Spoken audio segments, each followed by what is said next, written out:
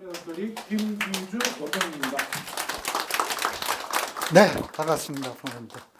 오늘은 그 다른 설명에 비해서 유난히 아버님들이 많이 오신 것 같습니다. 네, 환영하고요. 아버님들 오셨기 때문에 제가 당부 말씀 하나 드리겠습니다. 우리 아버님들은 그 아이들 지도할 때 늘 제가 참 이렇게 걱정이 많이 되는 부분인데 과격한 방법을 선택하세요. 평소에는 늘 말씀이 없으시다가 갑자기 이렇게 이제 설명이 한번 듣고 가거나 뭔가 이렇게 딱 어떤 필이 꽂히거나 그러면은 그날 또 꼭 술을 드셔. 한 잔 드시고 와가지고 야 수능성적표 가져와봐.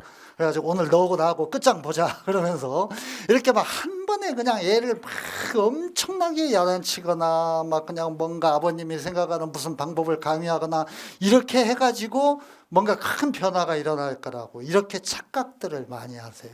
착각입니다. 잘 되지 않습니다. 이미 많이 경험하셨죠. 화낸다고 해가지고 애가 공부 안 하고 뭐 그냥 스트레스만 많이 받지 절대 해결되지 않습니다. 교육이라는 게 참 힘든 거고 인내심을 가지고 지켜봐야 되는 거죠. 좀 그런 당부 말씀 우리 아버님들이 많이 오셨기 때문에 좀 당부 말씀 드리고 제 생활을 학원에 맡겨주세요. 학원에서 다 합니다. 그러니까 그냥 우리 아버님들은 열심히 회사 생활 하셔가지고 사회생활 하셔가지고 등록만 잘 해주시고 그냥 휴일날 딴짓 안 하도록 친구들 어울려서 뭔가 돌아다니지 않도록 술 먹지 않도록 이런 것만 좀 조심해 주시면 될 것 같습니다. 우리가 뭐 굉장히 여러 가지 종류의 설명회를 합니다만 제가 이 재수 설명회를 할 때 제일 마음이 무겁습니다. 왜냐하면은 우리 학부모님들이 제일 그 무거운 어떤 그런 마음으로 오시기 때문에 무거운 발걸음으로 오시기 때문에 그냥 이미 한번 뭐 이제 실패는 다 확인이 된 상태니까 오늘 뭐 정시 합격자 발표 거의 다 끝났죠? 이제 끝났으니까 우리 아이가 지금 재생활을 시작하긴 했는데 과연 성공할까? 성공하지 않을까? 이런 걱정. 혹은 어떤 학부모님들은 재수를 시켜야 되나? 말해야 되나?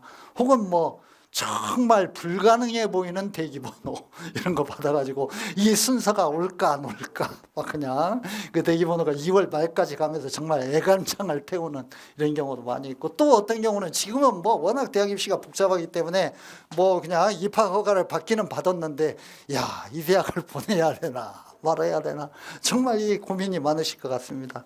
너무 그 심란해하지 마시고요. 오늘 이제 제가 1부 강연하고 2부에 우리 그 메가스터디 입시 연구소장님이 강연할 텐데 아마 그 강연 듣고 나면 좀 마음이 편안해지실 겁니다. 그러면서 이렇게 하면 되겠다라고 좀 그 아주 명쾌한 지혜로운 그런 판단을 하실 수 있을 거라고 생각하고요. 제가 그런 판단을 하실 수 있는데 도움되는 말씀을 차근차근 좀 드릴 겁니다. 두 가지 주제로 말씀을 드릴 거고요.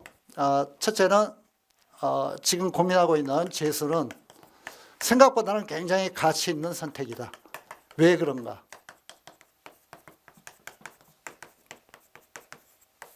이거를 좀 말씀을 드릴 거고 제가 한 1시간 정도 얘기를 할 텐데 우리 부원장님 앞에 좀 시간을 뺏어서 좀 빨리 해야 되겠네요. 그 다음에 재수에 성공하려면 어떻게 해야 되는가?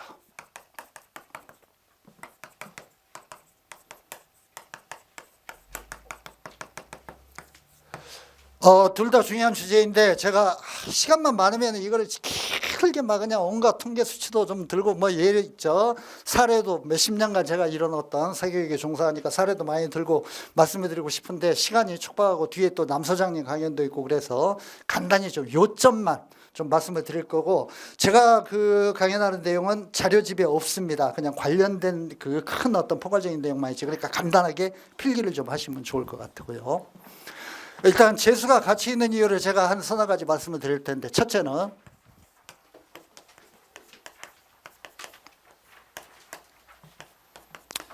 재수를 할까 말까 이런 생각을 하시면서 이걸 좀 알아두시는 게 좋을 것 같아요. 이 대학이라는 것이 최근 몇 년 사이에 급속하게 형성되고 있는 트렌드인데 대학이라는 것의 의미가 굉장히 지금 이 시대 2024년 2022년부터 이런 경향이 나타나기 시작했고 이게 이제 우리가 그 소위 말하는 어떤 그런 AI가 주도하는 어떤 그런 새로운 사회 이런 어떤 사회로 진입하면서 이런 변화가 굉장히 가속화되고 있는 것 같아요. 이 의미 변화를 한마디로 말씀드리자면 이런 겁니다.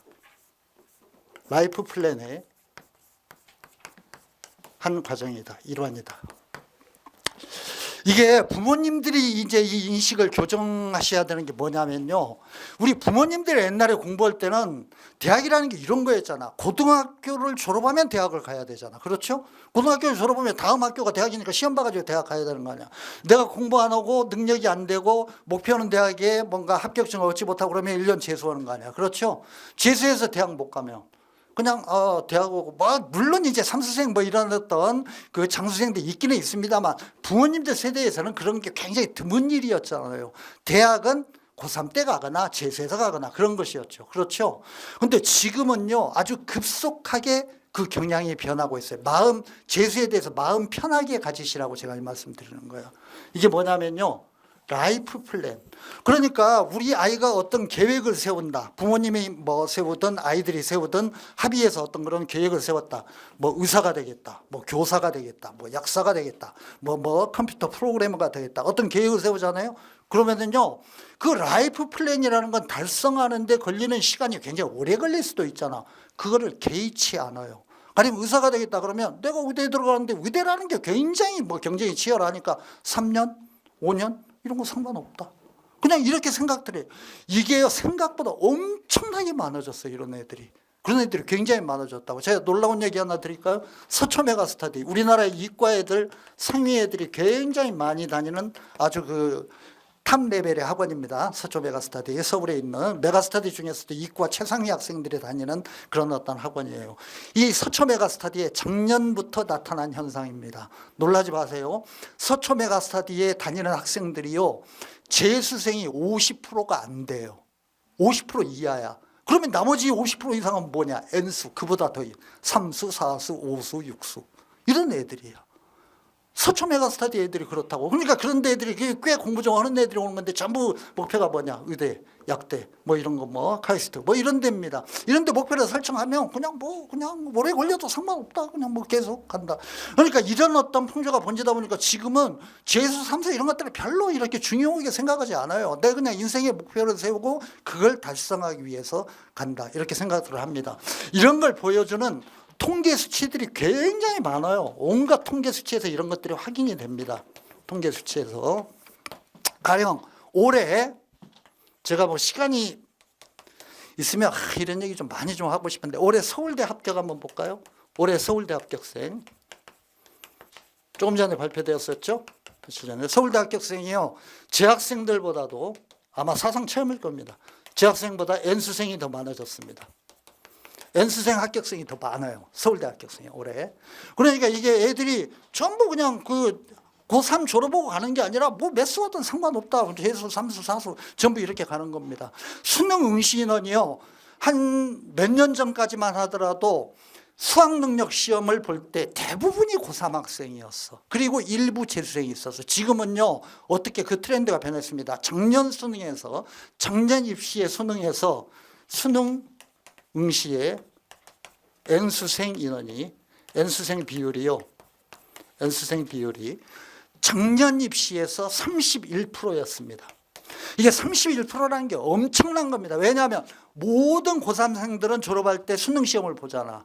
그런데 그 고3생이 아닌 애들이 시험 보는 게 전체 수능 응시생의 30%가 넘어. 올해 입시, 2024년도 입시죠. 지금 이제 우리 애들 보이던 시험 말고 여기 재수에 왔으니까 우리 애들이 볼 때는 몇 프로였느냐? 35%였습니다. 35.6%인가 그랬어요. 35%. 이렇게 N수생들이 많아지니까 재학생들이 이제 이번 입시 수능에서 우리 아이들이 본 수능에서 이렇게 N수생이 35%나 되니까 고3생들이 코피 흘리면서 얻어 터져가지고 여기 와 있는 겁니다. 지금 이렇게 와 있는 거야. 이렇게 무지막지하게 애들이 막 삼수하고 사수하고 전부 이렇게 달라들어가지고. 그러니까 제가 이 말씀 드리는 이유는 뭐냐면은 재수라는 걸 너무 다급하게 대하지 마시고 조금 여유 있는 마음 자세로 대하는 게 지금은 트렌드가 이렇게 변하고 있으니까 대하시는 게 좋을 것 같고 더군다나 중요한 거. 저는 이게 참 중요하다고 생각하는데 재수보다 더 신경 써야 되는 게 뭐냐면 이 라이프 플랜이다. 그러니까 우리 아이의 성격이라든가 능력이라든가 특성으로 볼 때, 그리고 부모님이 생각하기에 앞으로의 어떤 그런 사회 변화라든가 이런 걸로 볼 때 뭐가 바람직할 것 같다, 이런 생각을 하시면 어떤 직업, 어떤 전공, 어떤 계열, 이런 것들을 먼저 생각하는 게, 대학의 레벨보다 옛날에는 대학 나오면 무조건 취직되고, 대학 나오면 무조건 승진하고, 대학 나오면 무조건 내 집 만들 수 있고, 이런 시대에는 대학의 레벨이 굉장히 중요했고 대학에 지나가는 게 가치가 있었지만, 그런 시대 다 지나가 버렸어. 이제 그런 시대 다 지나갔다고. 그런 시대가 아니기 때문에 진짜로 길게 인생을 보고 어디에서 승부를 걸 것인가, 이거를 먼저 생각하는 게 대단히 중요하고, 사실은 재수라든가 삼수는 그 방편이다, 그 과정 중에 하나이다, 이렇게 생각을 하시는 게 굉장히 좋을 것 같다. 그래서 우리 아이 오고 그냥 너는 점수 올려서 점수 맞춰서 대학 가, 이거는 정말 부모님 세대의 방식입니다. 그렇게 생각하시면 안 되고요. 라이프 플랜을 먼저 세워라. 제가 오늘 무슨 아침에 무슨 글을 읽다가 이런 것만 해, 농담 한마디 할게요. 우리 지금 그 AI가 주도하는 이런 어떤 4차 산업혁명 그 사회에서 AI가 절대 대체할 수 없는 직업이 두 개가 있대. 내가 그거 보고 막 웃었어요. 그건 농담이 아니라 진지하게 하는 얘기야. 하나는 미용사래요. 머리 깎는 건 AI가 못한대. 왜냐하면 그 사람의 반응이라든가 그 사람의 헤어스타일 이런 것들을 AI가 다 처리해서 할 수가 없대. 미용사가 굉장히 아주 유망한 직업이래요. 트랙터 기사도 아주 유망한 직업이래요. 왜냐하면 트랙터를 볼 때 땅에 집안 어떤 그런 상태라든가 이런 걸 보면서 운전을 뭐 1단을 넣던가 2단을 넣던가 방향을 돌리던가 꺾던가 이렇게 해야 되는데, 그런 건 AI가 잘 못한대. 그런 거. 왜냐하면 그 즉시 어떤 그런 집안의 형질이라든가 이런 것들 파악을 다 해야 되는데, 그것까지는 파악을 못하기 때문에, 도로야 뭐 내비를 통해서 어떤 그런 네트워크를 통해서 도로야 뭐 다 정해진 어떤 그걸로 시스템으로 가는 거지만, 그 논밭이라든가 이런 거 불가능하기 때문에 트랙터 기사가 굉장히 유망한 직종 중에 하나다. 예, 장래에 어떤 그런 그 4차 산업혁명 시대의 유망한 직업, 그런 것들 제가 이렇게 읽어본 적이 있는데, 하여튼 그런 고민을 지금 하셔야 될 단계이다. 대학 어떤 그런 진학을 위해서, 그런 말씀 먼저 좀 드리겠습니다. 두 번째, 이제 좀 이따 그런 얘기를 차근차근 하게 될 텐데요. 재수는 사실은 우리 아이가 평균 정도의 성실성을 가지내면은 재수는 걱정하실 필요가 하나도 없어요. 그냥 이렇게 제가 말씀드린 게 전혀 과장이 아닙니다. 그냥 평균 정도의 성실성을 가진 아이면은 재수시면 성적이 다 올라요. 모두가 오릅니다. 예, 옛날 우리 부모님들 재수할 때하고 달라. 그냥 이거 2번과 3번으로 제가 나누어서 설명을 드릴 텐데, 재수에 절대적으로 유리한 입시 환경. 사실은 이 재수에 유리한 입시 환경 때문에 옛날에는 이게 제가 아까 여기에 썼었죠. 옛날에는 수능 응시생이 5% 10% 그랬었어. 전체 수능 응시생에 그 N수생 그 재학생이 아닌 애들이. 근데 지금은 30%가 넘어가서 35%. 아마 이제 조만간 40% 이렇게 될 것 같아요. 이제 2025년도 입시에서는 40% 이렇게 될 것 같아. 이렇게 되는 이유가 뭐냐면은 유리하기 때문이다. 재수를 하면 대학 가기가 굉장히 유리하기 때문이다. 여러 가지 요인들이 있는데, 그리고 우리 그 자료집, 이 자료집의 파트 1이 그 얘기예요. 재수하면 왜 유리한가? 이게 이제 이 파트 1, 이 자료집의 절반 정도의 내용입니다. 부모님들 책 읽는 거 좋아하지 않으시니까 제가 자료집 읽으면 시간이 많이 걸리거든요. 그러니까 그거 안 읽을 거예요. 안 읽을 거고, 없는 내용까지 조금 보충해서 몇 가지 요점만 말씀드릴 겁니다. 그냥 제가 말씀드린 건 자료집에 있는 것도 있고 없는 것도 있는데, 요점만 몇 가지 말씀드릴게요. 재수에 유리한 입시 환경.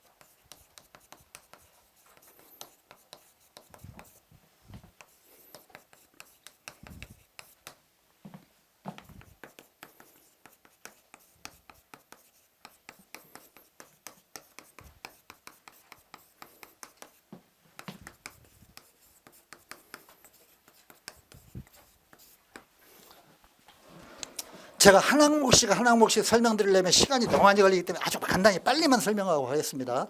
이런 것 때문에 유리하다. 수능의 문제은행화와 EBS 연계. 수능이라는 게요, 우리 애들이 참 불쌍합니다. 우리 부모님들, 요즘은 수능 세대들도 있으시더라.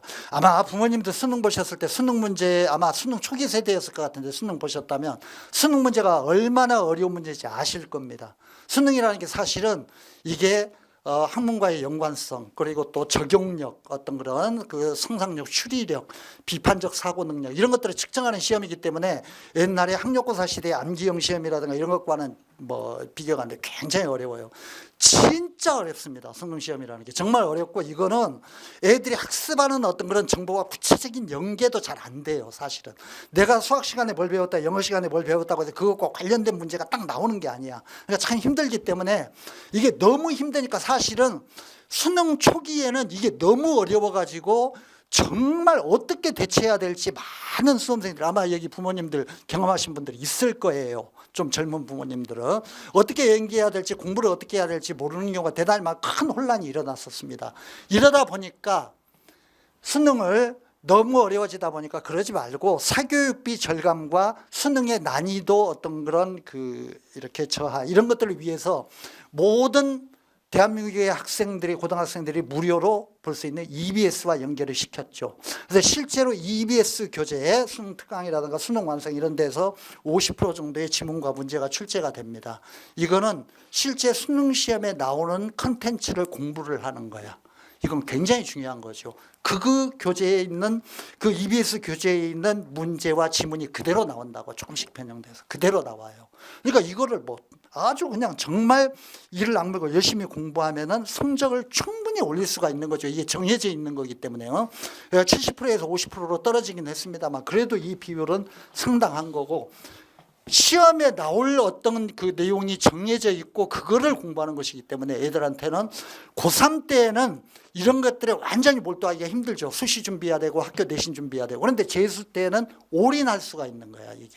그리고 수능이라는 게 자꾸 출제하다 보니까 이제는 아무리 새로운 문제를 개발하려고 해도 개발할 문제가 없어. 수능을 한 20년 이상 이렇게 이제 반복하다 보니까 이제는 낼 수가 없는 거죠. 그러니까 수능이 이제는 문제은행이 되었어. 무슨 말이냐면 어떤 패턴의 문제가 반복적으로 출제되는 거예요. 10년 전, 5년 전의 문제가 계속 돌고 돌아. 이렇게 되는 거예요. 숫자만 바뀌고 조금 각도만 바뀌고 이러면서 그대로 출제되는 겁니다. 아이들이요, 우리 아이들은 다 알아요. 공부할 때 가장 중요한 교재가 뭐냐면은 기출문제야.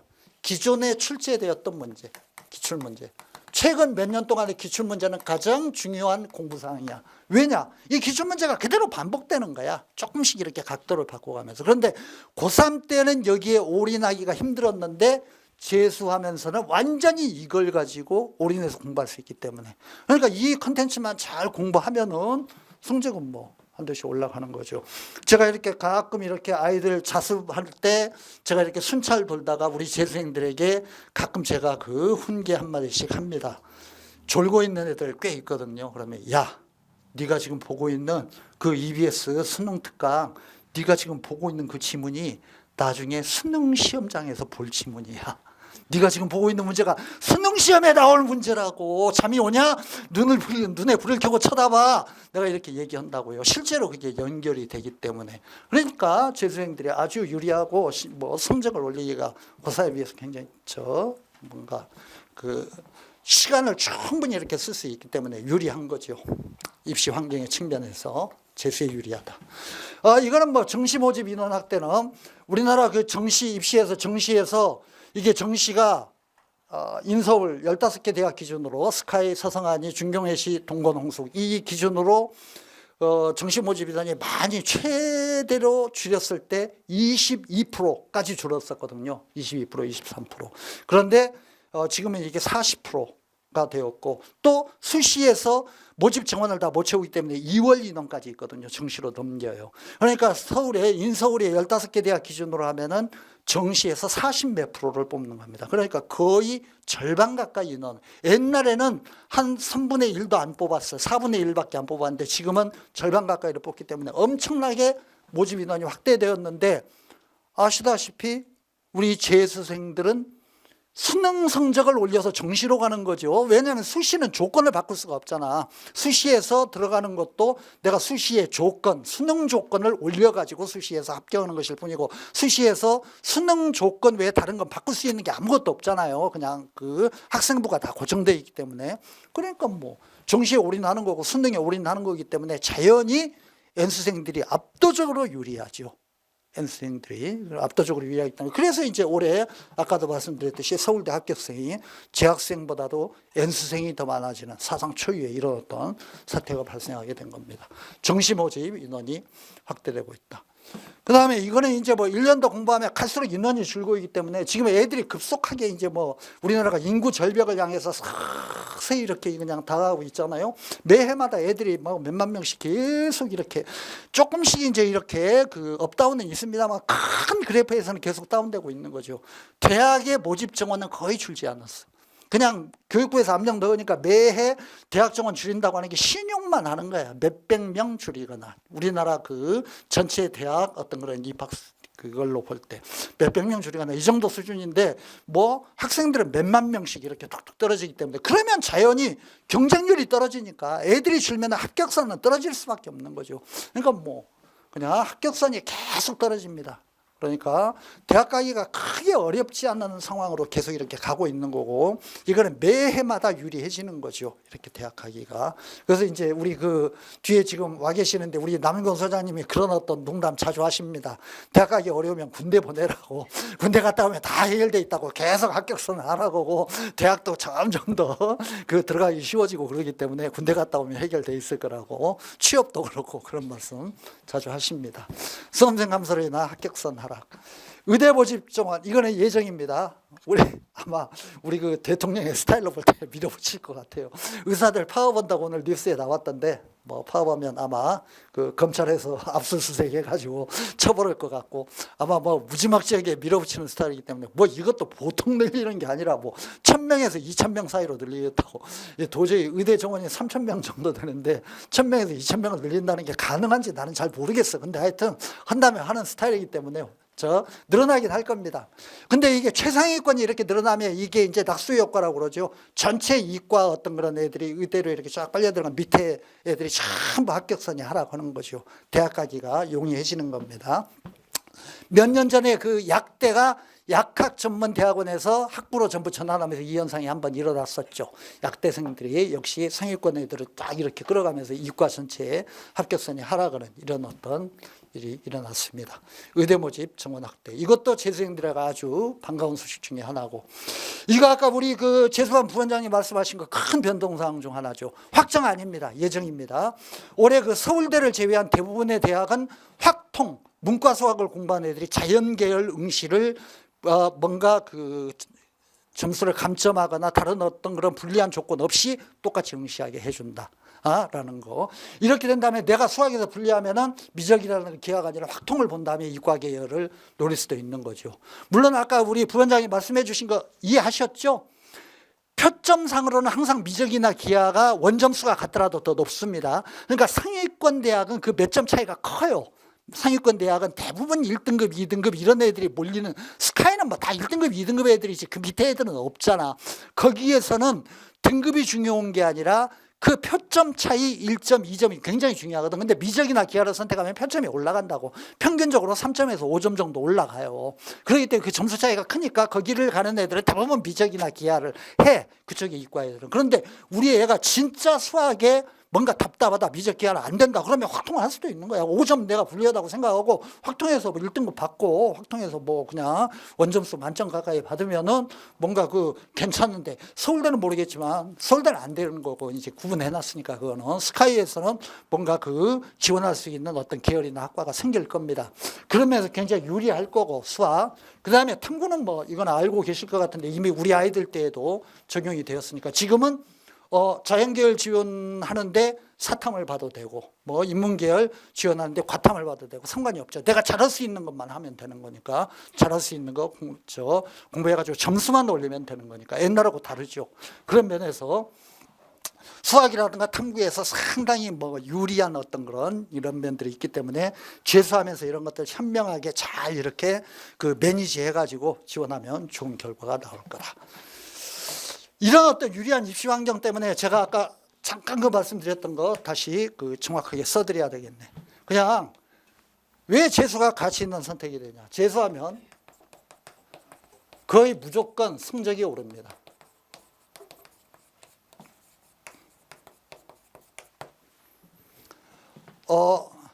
이게 이런 컨텐츠가 한정돼 있고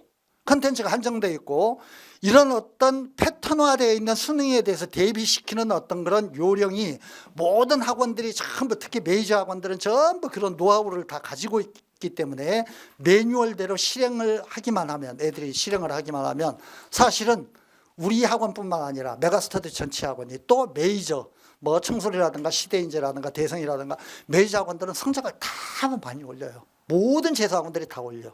지금은 다 그렇게 돼 있어. 평균적으로 우리 학원을 조금 더 올립니다.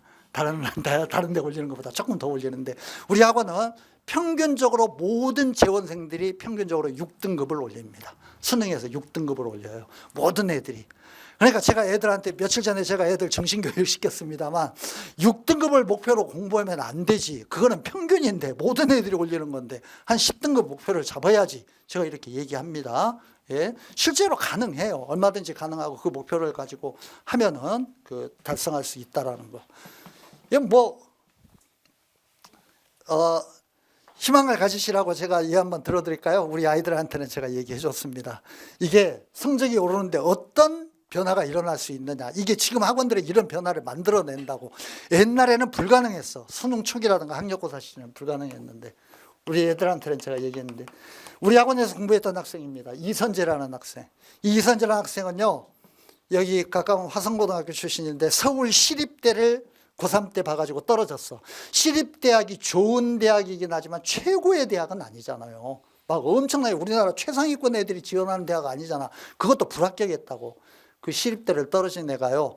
우리 수원 메가스터디 홈피에 들어가면 이선재 합격수기 있습니다. 예, 우리 아이들 꼭 한번 읽어보라고 하세요. 예, 걔가 얼마나 EBS 교재를 중심으로 열심히 공부했는지 그런 얘기 나옵니다. 우리 학원에서 여기서 다른 메가스터디 아니야. 우리는요, 제가 정말 자신 있게 말씀드립니다. 우리 들어오는데 붙여져 있는 합격생 명단 뭐 어쩌고 이런 거 다른 메가스터디가 전혀 없습니다. 완전히 수원 메가스터디. 그거 그리고 뭐 보통 학원들이 얘기하듯이 작년, 재작년, 2년 전, 3년 전 이런 거 하나도 없어요. 완전히 올해 딱 한 해 우리 수원 메가스터디의 실적만 우리는 게시합니다. 제가 양심을 걸고 말씀드립니다. 그러니까 뭐 이 그 성적을 많이 올린 애들이 굉장히 많은데 이선재 같은 경우는 실제로 우리 학원에서 수원 메가스터디에서 지금 우리 아이들 가르치는 선생님한테 배워가지고 시립대를 떨어진 애가 뭐 1등급 맞고 이런 거 아니야. 놀라지 마세요. 수능 만점 받았습니다. 퍼펙트 만점. 전체 만점 받았어요. 시립대를 떨어진 애가.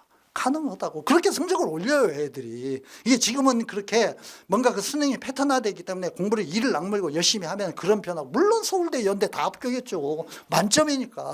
원점수 만점을 받았다고. 이런 일이 일어난다고. 한동수라는 애, 제가 애들이 희망 가지라고 다 애들한테는 해준 얘기입니다.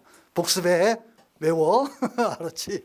우리 한동수라는 친구는 몇 년 전에 우리 학원에서 공부했던 친구인데 전 과목을 7, 8등급으로 왔다. 군대까지 갔다 온 애야. 공부하고는 담 쌓고 군대까지 갔다 왔다가 내가 인생 이렇게 살면 안 되겠다 해가지고 우리 학원에 와서 딱 1년 공부했거든요. 전 과목을 1, 2등급으로 다 올렸어.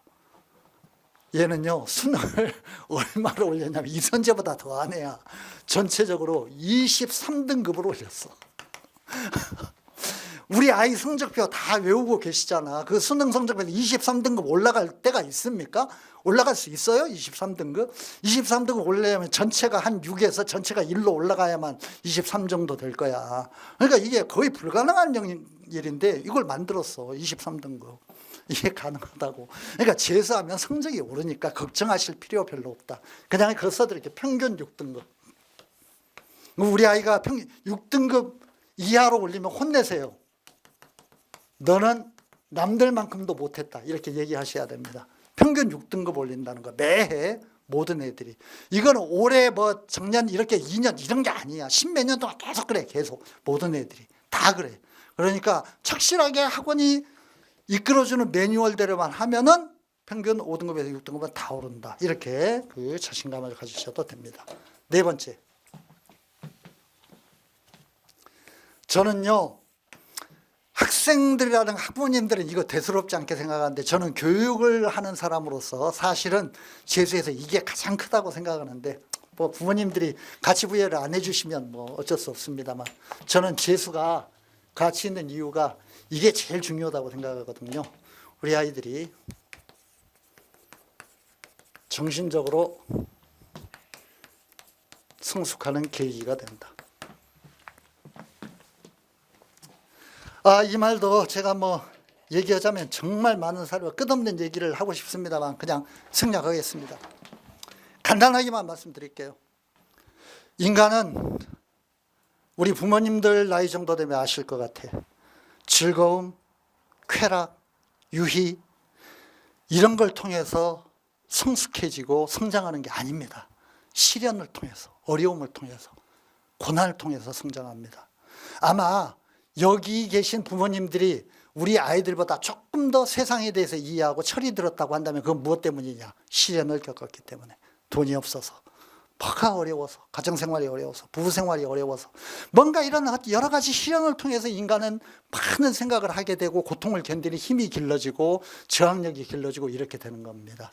그런데요 요즘 애들이요, 요즘 19살, 20살짜리 애들이 이런 시련을 겪을 기회가 없어. 부모님들이 다 그냥 뭐 안락한 학습 환경 만들어주고 편안하게 해주고 뭐 그냥 오냐오냐 하면서 어렸을 때부터 키우고 이러다 보니까 애들이요 뭔가 그냥 참 만족스러운 거 막 이렇게 이런 것만 찾아다니고 유혹이 쉽게 넘어가고 이런다고. 그런데 나는 재수 생활이라는 게 이런 겁니다.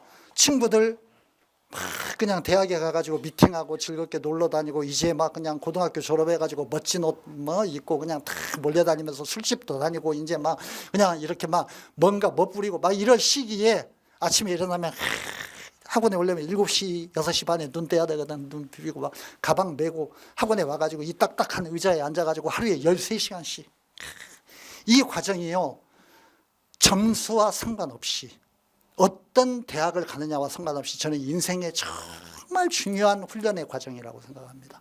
자기를 이겨내고 자기를 견디고 유혹에 넘어가지 않고 그 다닌다는 것만으로도 굉장한 의미가 있는 거야.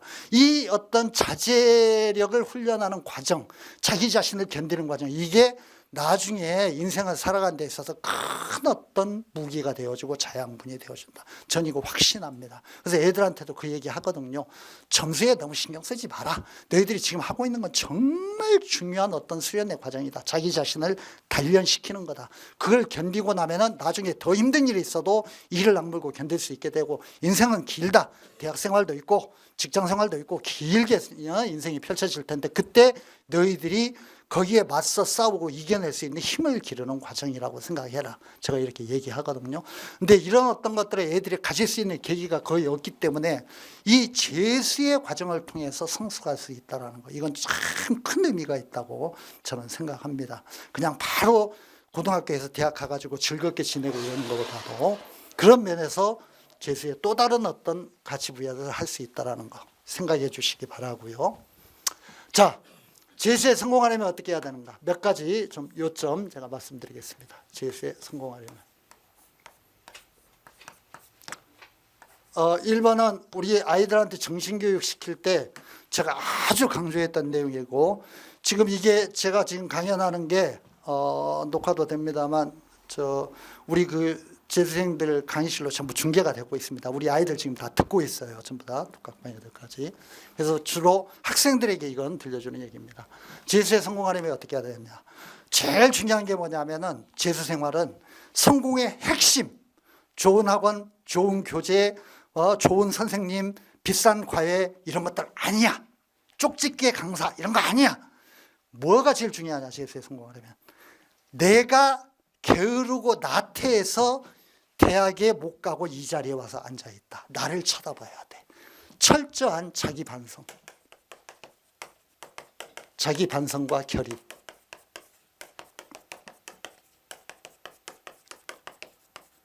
내가 좋은 대학을 못 가고 목표했던 대학에 합격하지 못하고 목표했던 점수를 얻지 못했던 건 비싼 과외 시켜주지 않은 능력 없는 부모님 때문이 아니야. 제가 애들한테 한 얘기입니다. 부모님 때문 전혀 아니야. 너희들 때문이야. 너희들 자신 때문이야. 내 안은 나를 쳐다봐야 돼. 내 자신을 쳐다봐야 돼. 그러지 않으면 절대 해결이 되지 않아. 좋은 학원, 좋은 교재, 좋은 선생님 아무리 찾아다녀봐야 무슨 뭐 강남 대성 다니고 시대인재 다니고 소용없어. 그런 거 가지고 절대 해결 안 돼. 내가 공부를 해야지. 누가 나를 공부를 시켜주는 게 아니야. 내가 나를 쳐다봐야지. 제가 늘 얘기합니다. 내가 게으르고 나태했기 때문에 지금 여기에 와 있는 것이다. 이 현실을 직시해야 된다. 그래서 자기 자신을 반성하는 태도, 용어로 하자면은 그냥 두 마디만 써드릴게요. 이 관련해서 자신에게 책임을 돌리는 태도, 이게 중요하다. 아이들에게 얘기해 주시고요. 이제 어른이니까 누구 탓도 하지 않고 자기 자신을 쳐다봐야 된다. 제가 애들한테는 수시로 이런 얘기 합니다. 며칠 전에도 이런 주제로 정신교육을 했고요. 이와 관련되어 가지고 참 제가 멋진 말 하나 써드릴게요. 우리 그 재수반 지금 그 4층 위에는 전부 이렇게 재수 전용 공간이어서 5층, 6층, 7층 재수생들이 공부하고 있습니다만 거기에 가면 애들은 아는데 우리 재수생들에게 주고 싶은 경구, 뭔가 그 좌우명으로 삼아야 될 이런 어떤 경구들을 여기저기 막 붙여놨어. 애들 그거 보고 이제 좀 그 각성 좀 되라고 스님들이 권한 것도 있고 제가 뭐 이렇게 그 선택한 것도 있고 여러 가지가 있습니다. 그 중에요 이런 게 있습니다. 아이들이 보는 그 늘 보고 다니는 경구 중에 지금 이 순간 네가 바뀌지 않으면 아무것도 달라지지 않는다. 참 멋진 말입니다. 제가 선택한 말입니다. 지금 이 순간 이걸 보고 있는 네 자신, 수험생 네가 바뀌지 않으면 아무것도 달라지지 않는다.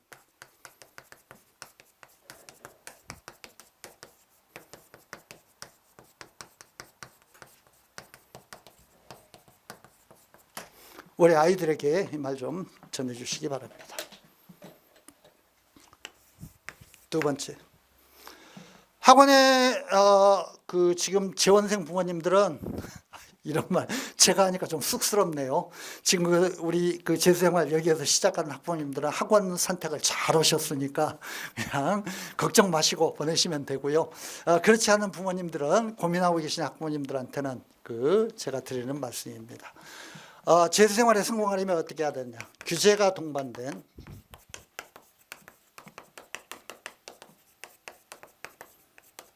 학습 환경을 선택해야 된다.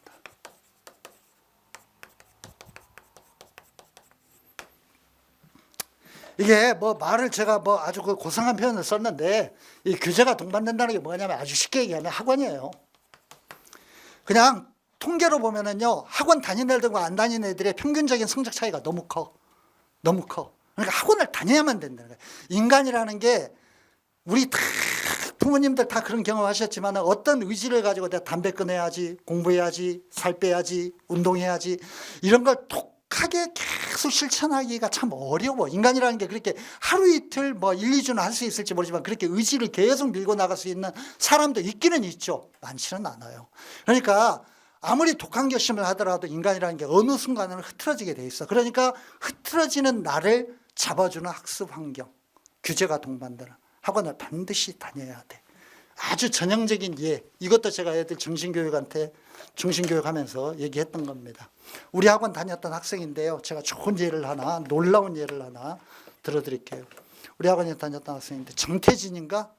그런 학생인데 이름은 뭐 필요 없고요.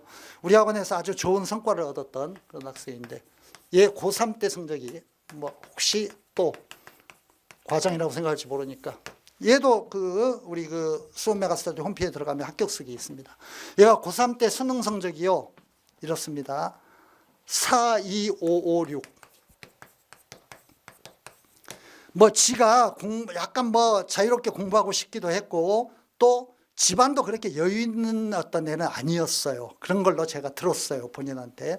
그래서 제가 재수하면서, 얘가 재수하면서 그냥 도서관 다니면서 내가 한번 공부해 볼게요. 혼자 독하겠다고, 재수 독하겠어요. 얘가 독하게가지고 수능 성적이 어떻게 나왔냐면 3, 2, 4, 6, 4. 별 차이 없잖아요. 얘가요, 이렇게 하고 난 다음에 아버지한테 얘기해가지고 나 딱 1년만 학원 한번 다녀볼게요. 더 이상은 아버지한테 손 벌리지 않겠습니다. 삼수했습니다. 수험매가에서 이 차이를 보시라고 말씀드리는 겁니다. 이 차이를. 수험매가에서 공부해가지고 이렇게 나왔습니다. 그러니까 이 차이라는 게 뭐냐? 이게 독학과 이 그 규제의 차이입니다. 그러니까 이게 독학한다는 게 그래요. 내가 혼자 공부하잖아. 그러면은 내가 아는 것만 공부하는 거야. 모르는 건 뭐 어차피 모르는 거야. 아무리 뭐 누가 가르쳐 주질 않으니까 그냥 넘어가게 돼. 이런 문제들이 발생하게 돼. 하고 싶은 것만 해. 전체적인 계획이 잘 안 서. 이런 문제가 생기는 겁니다. 지금 우리 요즘은 우리 이제 독학반도 있기 때문에 독학반 학생들이 꽤 있는데 이거는 독학학원도 마찬가지입니다. 이번은 규제가 동반된다는 게. 독학학원도 마찬가지이다.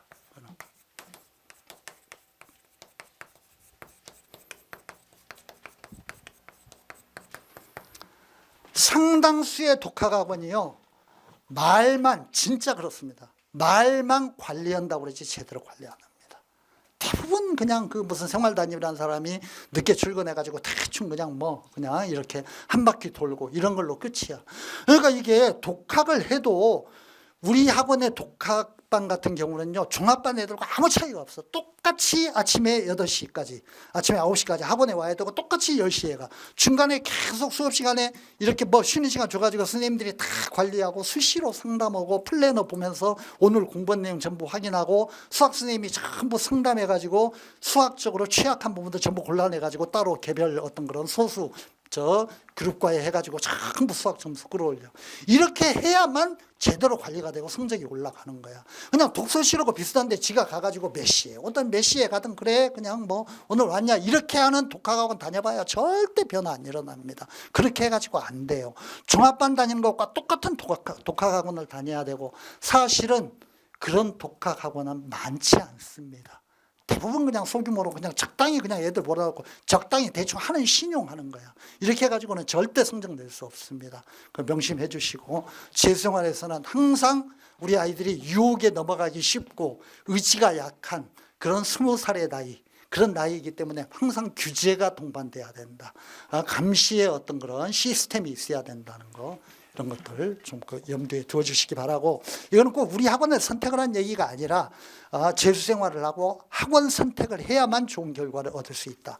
독학학원도 독지학원도 제대로 된 관리가 동반되는 학원을 선택해야 된다. 그런 말씀 드리고 싶습니다. 세 번째,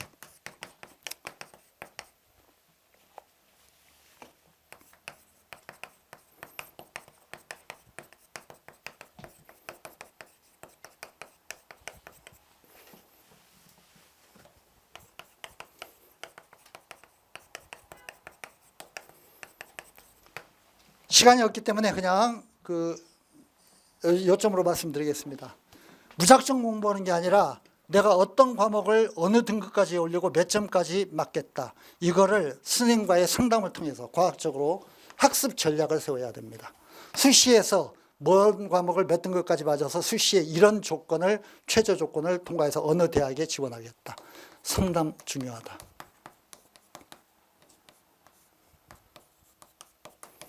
어떤 학생도 자기가 공부하는 수능의 컨텐츠를 100% 완벽하게 다수하고 시험장에 가는 학생은 없습니다. 수능 만점을 맞는 학생이 완벽하게 모든 공부를 끝냈다고 생각하고 갈까요? 전혀 그렇지 않습니다. 수능 만점을 맞는 애도 불안에 떨면서 가는 겁니다. 내가 제대로 다 공부했을까? 그러니까 말하자면 공부라는 건 할 수 있는 데까지 하는 거야. 모든 걸 완벽하게 할 수는 없어. 근데 그 할 수 있는 데까지 하는 걸 체계적이고 과학적으로 해야 돼. 무조건 그냥 아무거나 들고 파면 안 되고 내 능력과 내 현실, 내 진학 목표에 맞추어 가지고 뭐를 몇 등급 올리고 뭐를 어디까지 공부하고 여기까지 공략을 하고 이런 걸 치밀하게 계획을 다 세워야 되고, 이거는 아주 경험이 많은 노련한 담임선생님과 과목선생님과의 어떤 그런 조율하에서 이루어져야 되는 겁니다. 이런 면에서 이제 또 학원 생활이 중요하다는 것이고요. 그 다음에 꾸준한 실행. 제가 우리 아이들 정신교육 시키면서 얘기했습니다.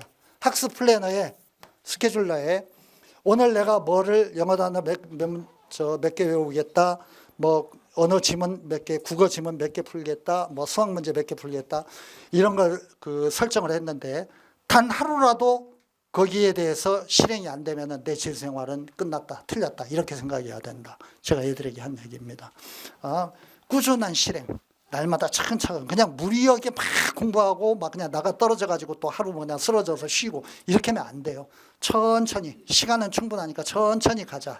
제가 애들에게 그 정신교육하면서 한 얘기입니다. 이렇게 뚜벅뚜벅 걷다 보면 어느새 수능날이 다가와 있고 예전과는 다르게 수험 생활을 시작할 때와는 놀라울 정도로 달라져 있는 자기 자신의 모습을 발견하게 될 겁니다.